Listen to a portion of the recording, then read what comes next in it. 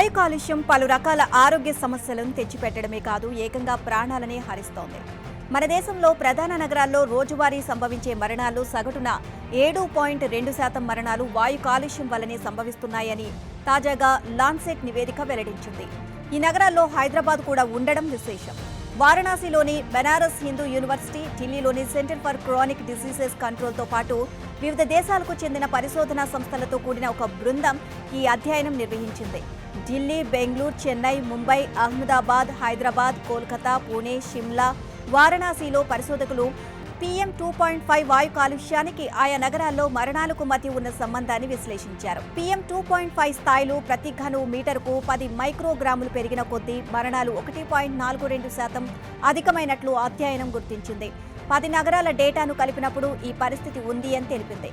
విడివిడిగా గమనిస్తే నగరాల మధ్య వ్యత్యాసం భారీగానే ఉంది అని పేర్కొంది.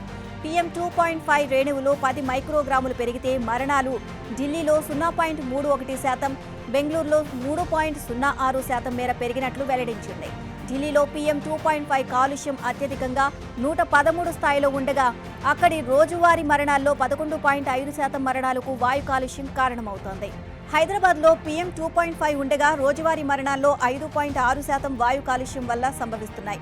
మొత్తం 10 నగరాల్లో షిమ్లాలో PM 2 కాలుష్యం అత్యల్పంగా 28.4 స్థాయిలో ఉంది. ఇక అక్కడి రోజువారీ మరణాల్లో వాయు కాలుష్యం వల్ల సంభవిస్తున్నవి 3.7%. ఈ అధ్యయనంలో పాలు పంచుకున్న ముఖ్య శాస్త్రవేత్తల్లో ఒకరైన భార్గవ్ కృష్ణ కీలక వ్యాఖ్యలు చేశారు. దేశంలో వాయు కాలుష్యం ఆందోళనకర స్థాయిలో పెరిగిపోయింది అన్నారు. వాయు నాణ్యతకు సంబంధించి భారత్లో నిర్ణయించుకున్న ప్రమాణాలు ఉండాల్సిన పరిమితి కన్నా ఎక్కువగా ఉన్నాయి అని తెలియజేశారు.